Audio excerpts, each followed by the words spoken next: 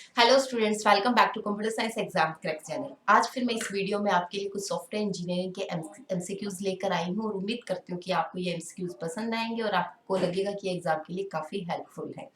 तो आपसे मेरी वही फिर एक रिक्वेस्ट है कि आपको अगर ये वीडियो पसंद आता है तो प्लीज़ इसे लाइक शेयर कमेंट करना ना भूलें, और अगर चैनल को सब्सक्राइब नहीं किया है और आप चाहते हैं कि इस तरह के वीडियोज़ आपको आगे भी मिलते रहें तो please press the bell icon. तो चलिए स्टार्ट करते हैं अपने फर्स्ट क्वेश्चन से। This is our first question. In software testing, how the error, fault and failure are related to each other. देखिए, ये सॉफ्टवेयर इंजीनियरिंग की और सॉफ्टवेयर टेस्टिंग की मैं बोलूँगी, सॉफ्टवेयर टेस्टिंग की ये तीन टर्म बहुत ही फेमस है। मोस्ट ऑफ द टाइम क्या होता है, स्टूडेंट्स इसमें कंफ्यूज हो जाते हैं, एरर, फोल्ट और फेलियर। ठीक है, लेट्स से हमारे पास एक एग्जांपल लिया मैंने कि x equal to Y plus Z. ठीक है, और बाय मिस्टेक में यहाँ पर सेमी कॉलन लगाना भूल गए। ठीक है, ये यहाँ पर मिसिंग है, तो ये क्या होगा, इसे हम एरर कहेंगे। क्यों कहेंगे कि एक सिंथेटिक एरर है और जो आपका डेवलपर था उसने ये सेमी कॉलन लगाना वो भूल गया। ठीक है, तो ये एरर हो गई। फोल्ट क्या होता है, fault is a condition that causes the system to fail. ठीक है, फोल्ट एक ऐसी कंडीशन है। अब यहाँ पे कंडीशन क्या है कि सेमी कॉलन मिसिंग है, ये कंडीशन है कि यहाँ पे सेमी कॉलन होने चाहिए थे और सेमी कॉलन आपने नहीं लगाए, तो ये क्या बन गया, कंडीशन आपकी क्या है कि सेमी कॉलन मिसिंग है। ठीक है, और सेमी कॉलन अगर मिसिंग है, ठीक है, तो क्या होगा, it leads to fault. Fault आ गया इस स्टेटमेंट के अंदर। ठीक है, अब अगर फोल्ट आ गया है तो x equal to Y plus Z जो आपकी स्टेटमेंट थी वो प्रॉपर एग्जीक्यूट नहीं हो पाएगी, यानी कि ये सिस्टम जो आपकी ये जो स्टेटमेंट है ये फेल हो जाएगी। ठीक है, फेल का मतलब क्या होगा कि जो रिक्वायर्ड आंसर था यहाँ पर वो आपको नहीं मिलेगा। तो ये जो आपकी फोल्ट है, फोल्ट की वजह से क्या आया, फेलियर अकर हुआ। तो आप एक बार दोबारा से समझ लीजिए, error leads to fault, fault leads to fail. ठीक है, तो आई होप कि अब आपको ये क्लियर हो गया होगा। अब हम चलते हैं अपने क्वेश्चंस पे कि error leads to failure but fault is not related to error और फेलियर। तो गलत है, मैंने तो आपको बताया कि एरर लीड्स टू फॉल्ट और फॉल्ट लीड्स टू फेलियर। अगली स्टेटमेंट देख लेते हैं, fault leads to failure but error is not related to fault and failure. ये भी बिल्कुल गलत है। एरर लीड्स टू फॉल्ट, ये कुछ लग रहा है कि आंसर मिल जाएगा हमें यहाँ पर, और फॉल्ट लीड्स टू फेलियर बिल्कुल ठीक है, यानी कि ऑप्शन सी जो होगा वो आपका करेक्ट होगा। ठीक है, तो एरर कौन जनरेट करता है, ह्यूमन, और टाइपिंग एरर्स हो जाती है, सिंथेटिक एरर हो जाती है। तो उस एरर की वजह से आपके सिस्टम में फॉल्ट आ जाता है कि आपने ये चीज नहीं लगा, ये कमी आ गई है, और वो कमी क्या होती है, कमी के कारण आप अपनी जो रिक्वायर्ड आउटपुट है उसको अचीव नहीं कर पाते, तो उसको हम फेलियर बोलते हैं। ठीक है, चलते हैं अपने नेक्स्ट क्वेश्चन पे। Which of the following is not a software process model? Prototype model है, आपको भी पता है। इटरेटिव भी मॉडल है हमारे पास, वो भी आपको पता है। टाइम बॉक्सिंग, आई होप कि ये थोड़ा सा नया टॉपिक है आपके लिए। देखिए, टाइम बॉक्सिंग क्या होता है, टाइम बॉक्सिंग एक मॉडल है जो टाइम को फिक्स करता है।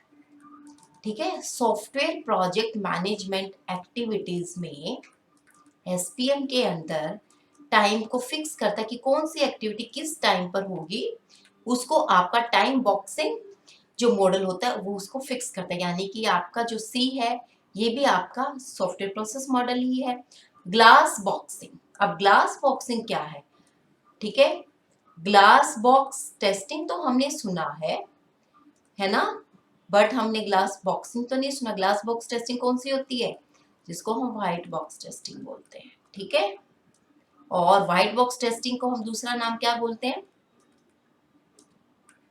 Structural testing. ठीक है, तो क्वेश्चन किसी भी फॉर्म में आए आपका गलत नहीं होना चाहिए। मेरी यहाँ पर यही कोशिश रहती है कि आप अपने किसी भी तरीके से घुमा फिरा के अगर आपसे क्वेश्चन पूछा जाए तो भी आपका क्वेश्चन गलत नहीं होना चाहिए। और इन्हीं एफर्ट्स को लगाते हुए मैं आपसे भी उम्मीद करती हूँ कि आप भी इन क्वेश्चंस को ध्यान से करोगे और एग्जाम में ध्यान से पढ़ोगे, तो आई एश्योर कि आपका जो पेपर होगा वो क्लियर होगा। क्योंकि हमारा जो टारगेट हमारा क्या है कि हम जिस एग्जाम में अपीयर हुए, चाहे हम स्टेट में हो रहे हैं, चाहे हम टीजीटी में हो रहे हैं, चाहे हम पीजीटी में हो रहे हैं, हमारा मेन एम क्या है, एग्जाम को क्रैक करना, मेरिट लिस्ट में आना, ठीक है, बाय हुक और बाय क्रू, ठीक है। तो अब दिन रात एक कर दो बच्चों, आप चाहे किसी भी एग्जाम की प्रिपरेशन करें, एस्टेट की तो डेट आ चुकी है, आपकी भी बहुत जल्दी आने वाली है डेट, ठीक है।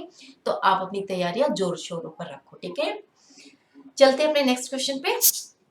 अगला question, in which testing strategy requirement established during requirement analysis are validated against developed software. एक बार फिर पढ़ लो इसको कि कौन सी ऐसी टेस्टिंग स्ट्रेटेजी है जो रिक्वायरमेंट एस्टेब्लिश की थी आपने रिक्वायरमेंट एनालिसिस फेज में, ठीक है। रिक्वायरमेंट एनालिसिस फेज में हमने रिक्वायरमेंट सेट की थी, तो उन रिक्वायरमेंट्स को चेक करते, वैलिडेट करते अगेंस्ट द डेवलप्ड सॉफ्टवेयर। तो ये कौन सी टेस्टिंग है? Validation testing. क्यों? क्योंकि वैलिडेशन टेस्टिंग मैंने आपको बताया था पहले भी कि वैलिडेशन टेस्टिंग जो आपका कह सकते हो कि कंप्लीट जब सॉफ्टवेयर हो जाता है, सॉफ्टवेयर प्रोडक्ट जब आपका कंप्लीट होता है और जब आप अपने क्लाइंट को बोलते हो कि अब ये हमारे एंड से ये सिस्टम जो है कंप्लीट है, प्रॉपरली वर्किंग कर रहा है, अब आप इसको चेक करो, ठीक है। वो कैसे चेक करेगा? वो ये कहेगा कि रिक्वायरमेंट के अकॉर्डिंग मेरी फर्स्ट रिक्वायरमेंट मेट हो रही है, सेकंड रिक्वायरमेंट मेट हो रही है, थर्ड रिक्वायरमेंट मेट हो रही है। वो वैलिडेट करता जाएगा, अगर वो सारी उसकी रिक्वायरमेंट्स मेट होती जाएंगी तो वो फाइनली क्या होगा, आपका सॉफ्टवेयर कंप्लीट हो जाएगा और उसको हम बोलेंगे वैलिडेशन टेस्टिंग। इसके साथ साथ एक टर्म और भी आती है, आपने भी सुना होगा, वेरिफिकेशन। जो वेरिफिकेशन जो टेस्टिंग टेक्निक होती है, ये during the software development process होती है एक्टिविटी, ठीक है। कब होती है? During the software development process. तो इसको कभी मत भूलना, क्वेश्चन यहाँ से भी बन सकता है, during the software development process. तो जो आपकी टेस्टिंग होती है उसको हम वेरिफिकेशन बोलते हैं, और वैलिडेशन क्या होती है? At the end, at the end of the software product, ठीक है। तो ये आपका वैलिडेशन है। एक और मैंने आपको डिफरेंस बताया था वेरिफिकेशन और वैलिडेशन में कि are you building product right, ठीक है। क्या आप ठीक प्रोडक्ट बना रहे हो? वो होता है आपका वेरिफिकेशन। इसमें होता है are you building right product, right product, क्या आपने राइट प्रोडक्ट बनाया है, यानी कि आप फाइनली चेक करें, उसको हम बोलते हैं वैलिडेशन, ठीक है। और वेरिफिकेशन में प्रोडक्ट राइट, क्या आप ठीक प्रोडक्ट बना रहे हो, वो आपका वेरिफिकेशन था, ठीक है। तो इंटीग्रेशन टेस्टिंग नहीं होगा। इंटीग्रेशन टेस्टिंग के बारे में भी हम डिस्कस कर चुके हैं, जब हम बहुत सारे मॉड्यूल्स को आपस में इंटीग्रेट करते हैं, ठीक है। एक यूनिट टेस्टिंग होती है, उसके बाद हम इंटीग्रेशन टेस्टिंग परफॉर्म करते हैं, उसके बाद हम सिस्टम टेस्टिंग परफॉर्म करते हैं, ठीक है। रिग्रेशन टेस्टिंग के बारे में भी हम काफी डिस्कस कर चुके हैं, ये मेंटेनेंस टेस्टिंग होती है, ठीक है। और जब आप अपने सॉफ्टवेयर के अंदर कोई नया मॉड्यूल ऐड करते हो या ऑलरेडी एग्जिस्टिंग मॉड्यूल को आप करेक्ट करते हो या आप उसके अंदर परफेक्ट बनाने के लिए कुछ नया ऐड कर रहे हो, तो उसको हम जैसे परफेक्टिव मेंटेनेंस बोल देते हैं। तो जब भी आप कुछ भी एक्टिविटी परफॉर्म करें after completion of your software, after delivering of your software, तो जो वो टेस्टिंग होगी वो रिग्रेशन टेस्टिंग, और सिस्टम टेस्टिंग फाइनली होगी जो आपके क्लाइंट के वर्किंग एनवायरनमेंट पे होगी, ठीक है। तो ऑप्शन जो ए होगा इस क्वेश्चन के अकॉर्डिंग तो आपका ये ठीक होगा, ठीक है। Next question, which process model is also called as classic life cycle model. देखो बच्चों, कई बार तो हम कहते हैं कि हमारी तो लॉटरी लग गई, ये इतना इजी क्वेश्चन आ जाता है, कई बार आता है, ठीक है। तो क्लासिक लाइफ साइकिल मॉडल क्या होता है?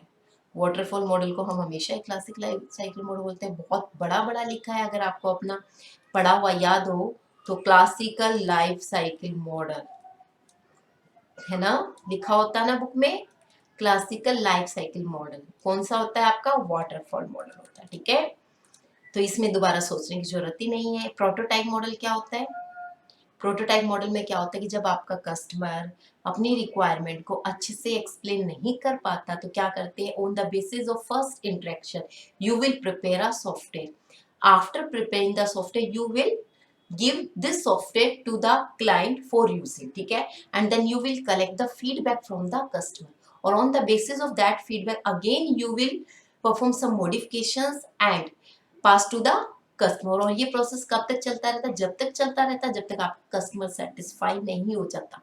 इसको हम प्रोटोटाइप मॉडल बोलते हैं। रेड मॉडल क्या होता है, रैपिड एप्लीकेशन इंटीग्रेटेड डेवलपमेंट, ठीक है। और इंक्रीमेंटल मॉडल क्या होता है, जिसमें आपने क्या किया कि एक बार सारे स्टेप्स परफॉर्म कर दिए, रिक्वायरमेंट ली, डिजाइनिंग किया, कोडिंग किया, टेस्टिंग किया और इम्प्लीमेंट किया। इम्प्लीमेंट के बाद दोबारा से आपने उस प्रोसेस को किया, इसको हम फेज में बनाते हैं, तो इसको हम फेज टेस्टिंग, फेज मॉडल भी बोलते हैं और इंक्रीमेंटल मॉडल भी बोलते हैं। नेक्स्ट क्वेश्चन है, cohesion is extension of abstract concept, refinement concept, information hiding concept और मॉड्यूलरिटी। देखिए हम कई बार डिस्कस कर चुके हैं कोहेशन के बारे में। कोहेशन क्या हो सकता है, interdependence, interdependence between data elements with in A module.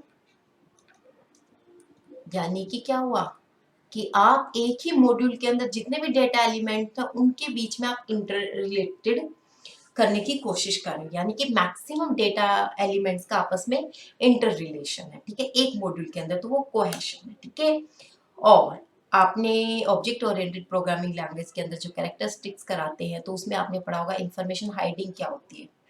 Information hiding के अंदर भी तो हम क्या करते हैं, क्लास बनाते हैं और उस क्लास को ऑब्जेक्ट के थ्रू कॉल करते हैं। जब तक आपको ऑब्जेक्ट का नहीं पता तब तक आप क्लास को यूज नहीं कर पाते हो।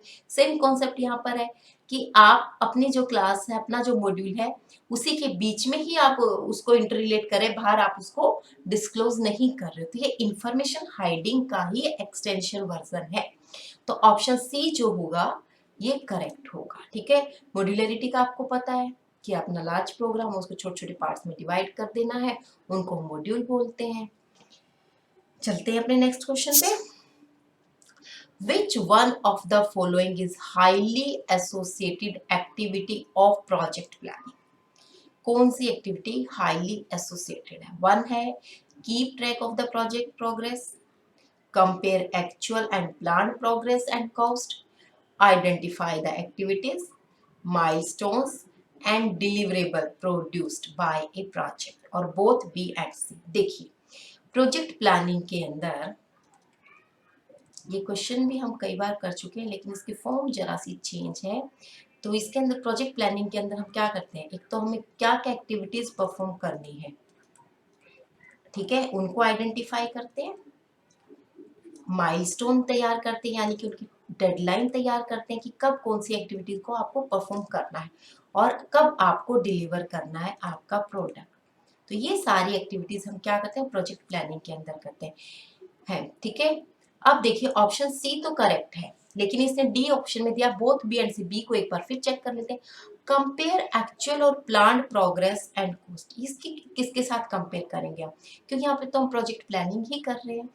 ठीक है, कंपेयर तो हम बाद में करेंगे ना, कि जो हमारा सॉफ्टवेयर जो कंप्लीट हो जाएगा तब हम चेक करेंगे कि जो हमारी कॉस्ट थी, जो हमारा टाइम शेड्यूल था, क्या हम उस टाइम शेड्यूल के अंदर और उस बजट के अंदर क्या हम सॉफ्टवेयर अपना बना पाए या नहीं बना पाए। तो बी तो किसी कीमत पर हो ही नहीं सकता, फिर डी भी नहीं होगा। ठीक है, सी भी नहीं हो सकता। प्रोजेक्ट की प्रोग्रेस को हम चेक नहीं करते, यहाँ पर तो हम एक्टिविटीज को डिफाइन करते हैं, उनको कैसे अचीव करना है वो डिसाइड करते हैं। ठीक है, तो ऑप्शन सी जो होगा आपका करेक्ट होगा। तो स्टूडेंट्स ये थे कुछ क्वेश्चंस जो आपको पसंद आए होंगे। ठीक है, तो मेहनत करते रहिएगा, मेहनत करने वालों की कभी हार नहीं होती। ठीक है, तो इसी विश के साथ मैं आज का वीडियो यहीं पर कंप्लीट करती हूँ। मिलते हैं नेक्स्ट वीडियो में नेक्स्ट क्वेश्चन के साथ, तब तक के लिए थैंक यू।